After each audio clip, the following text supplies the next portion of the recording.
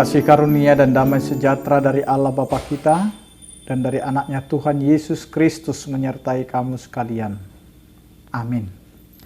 Bapak, Ibu, dan saudara-saudara yang dikasihi oleh Tuhan kita Yesus Kristus dimanapun kita berada, mengawali setiap aktivitas kita, marilah kita mempersiapkan hati dan pikiran kita untuk mendengarkan firman Tuhan yang tertulis dalam 1 Petrus pasal 2 ayat 11. Demikianlah dikatakan.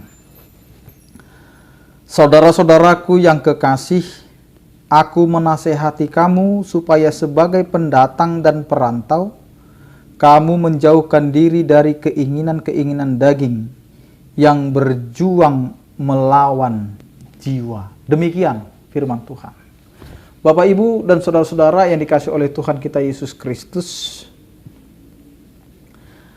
banyak hal yang kita dapat ambil atau dapatkan dari setiap pengalaman kehidupan. Pengalaman itu akan mengajarkan kita tentang hikmat.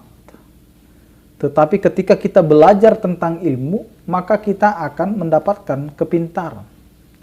Tetapi dari setiap perjalanan kehidupan, pengalaman itu akan menempa kita menjadi orang yang tangguh dan orang yang bisa mengatasi segala sesuatu. Sehingga di dalam setiap perjalanan kehidupan kita akan dapat membedakan manakah perjalanan kita yang benar-benar perjalanan yang sungguh-sungguh kita tekuni dan di jalan yang benar, atau di mana kita berjalan di jalan yang tidak benar. Karena dari setiap perjalanan dan pengalaman itu akhirnya kita bisa membedakan manakah yang benar dan juga yang tidak benar. Sehingga orang yang berpengalaman akan memiliki banyak nasihat di dalam kehidupannya. Sehingga nasihat itu akan menjadi bagian kehidupan yang mengarahkan kita kepada hal yang lebih baik lagi. Sehingga firman Tuhan ini juga demikian. Ketika banyak orang yang sudah tidak lagi menjaga kekudusannya, keimanannya, keteguhannya di setiap situasi yang ada. Sehingga nasihat ini menasehatkan kepada setiap orang bahwa kita harus menjaga diri. Kita harus bisa bertahan dengan apa yang sudah kita hidupi selama ini. Nah, dan nasihat ini mengatakan, saudara-saudaraku yang kekasih, aku menasehati kamu supaya sebagai pendatang dan perantau, kamu menjauhkan diri dari keinginan-keinginan daging yang berjuang melawan jiwa. Karena ketika kita berhadapan dengan situasi, kondisi, lingkungan yang kita hidupi saat ini, banyak sekali yang bisa merubah kepribadian kita, yang bisa merubah keyakinan kita, yang bisa merubah iman kita. Karena kehidupan kita paling banyak dipengaruhi oleh situasi, oleh apa yang kita lihat. Tadinya kita, ketika kita ditempah, ketika kita dibentuk di tengah-tengah keluarga, orang tua kita meyakinkan bahwa kita akan menjadi anak yang baik dan penurut. Anak yang hormat kepada orang tua. Tetapi situasi bisa merubah ini.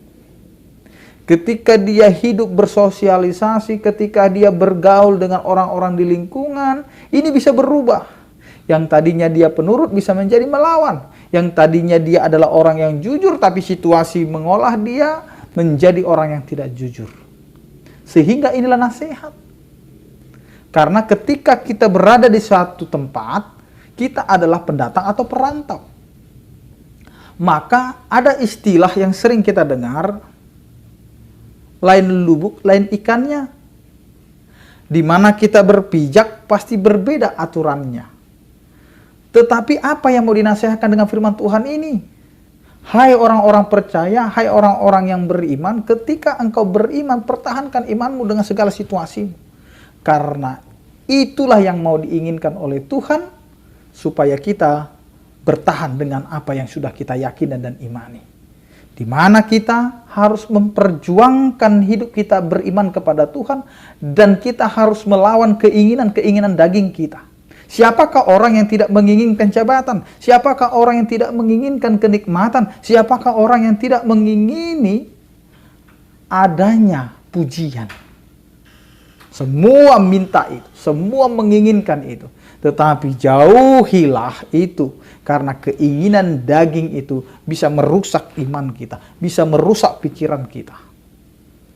Karena itu berjuanglah untuk jiwamu. Yang diinginkan oleh kedagingan kita, itu belum tentu menjadi kebutuhan iman kita. Kebutuhan iman kita adalah bagaimana kita bisa memuji Tuhan, bisa memuliakan Tuhan, dan Allah ada bersama dengan kita untuk memberikan apa yang kita butuhkan dalam kehidupan kita. Amin, kita berdoa. Terima kasih Tuhan, Engkau mengingatkan kami agar kami bisa berpegang teguh pada nasihat yang telah Engkau berikan, agar kami menjauhi diri kami dari keinginan-keinginan daging, dan berjuang untuk tidak melawan jiwa kami, hati kami yang telah Engkau bentuk untuk menjadi anak-anak terang. Terima kasih Tuhan. Berkatilah kehidupan kami, berkatilah kegiatan dan aktivitas dan pekerjaan kami. Biarlah itu semua menjadi kemuliaan bagi nama-Mu. Engkaulah Tuhan yang memberkati setiap orang percaya, yang sakit Engkau berikan kesembuhan, yang berduka Engkau berikan penghiburan, yang bergumul Engkau berikan Tuhan penyertaan-Mu. Anugerah Tuhan kita Yesus Kristus, kasih setia daripada Allah Bapa, dan persekutuan Roh Kudus itulah yang menyertai kamu sekalian. Amin. Selamat beraktivitas. Tetap berpegang teguh kepada kasih setia Tuhan. Tuhan Yesus memberkati. Salam sehat dari kami. Horas.